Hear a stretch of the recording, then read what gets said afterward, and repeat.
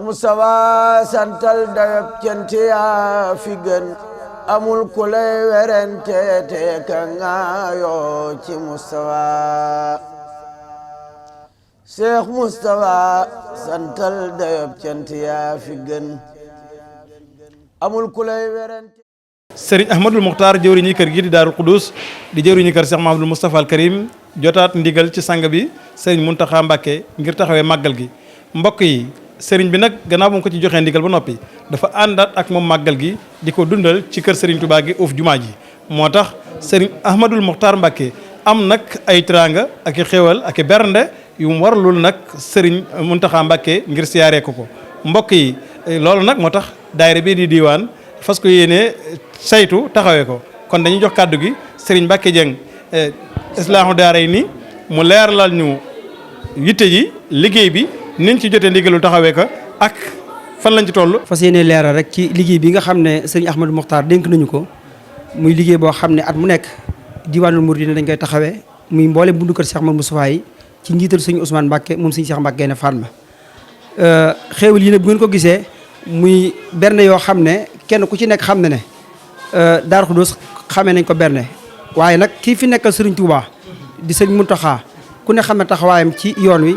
ak itteem ci njaboot gi nga xamante ne bii moom la njaboote moo tax at mu nekk ay berne la ñuy defare fii ci bayti mu bàyyi ko ci sëñ Ahmadul Muxtaar sëñ Ousmane taxawu ko ñun commission bi nga xam ne ñoo yor ak hébergement bu Mouridina ñu ànd ak ñi nga xam ne ñooy commission bi jëbbal ki nga xam ne moo fi nekkal Serigne Touba.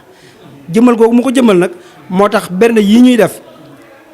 at mu nekk ci suñu loxo lay jaar ñu saytu ko ànd kook sëñ Ousmane ba teg ko ci loxo xalifa général muy sëriñ Muntaxa ñaanal ko yàlla yàggal ko fi te wéral ko.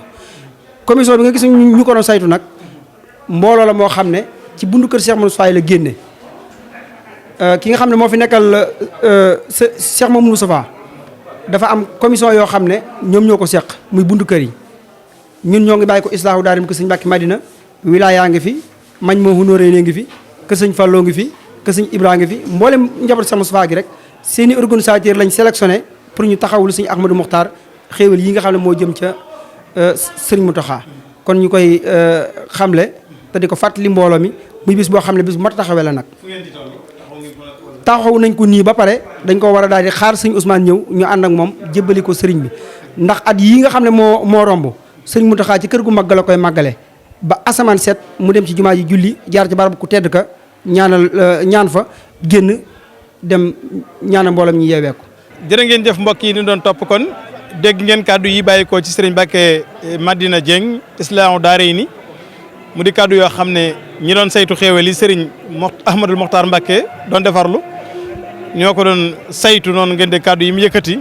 leeral ko xéewal yi gis ngeen noonu bool yi ndeysaan masha Allahu taala ñu ñaan sama borom def ci barke rek ak ngëneel sëriñ Ahmadul Muxtaar Mbàkke nag baaxoon na waxtu wi ci màggal gi mu wut ay berne yóbbul ko sëriñ Touba sëriñ Muntaxa kon bernde yaa ngi noonu ngeen gis oto bi chargé ko ànd ak taalib yi ñu ko doon saytuloo ngir nu fas ko yéene jébbali mbokk yi kon dañ leen di bàyyeeg suñu yeneen caméra ñu toppal leen liggéey bi fuñ ci toll insha Allahu taala daañu ko woon bokki taalib yi nga xam ne ñooy saytu liggéey bi mbokk yi tomb bu am solo ngi nii waaye bu mat doroye ngi nii rawat na ci ñuy def bis yu ni mel ndax képp ku ciy def bis kat da nga dem ci ki fi nekkal Serigne Touba Xaadimu Rasuul laaj ko ndigal ba mu jox la ndigal nga dem def bis ba ndax bis boobule saa yu dikkee sëñ bi ànd koog yow it war nga ko ànd ak moom looloo tax sëriñ Ahmadul Muxtaar Mbàkke wane aw yoon ànd ak sëriñ Muntaxa Mbàkke bis bi jël ay bernde yóbbul ko ci kër sëriñ Touba gi nekk ci jumaa ji mbokk yi kon dig daje ci kanam jaa ngeen jëf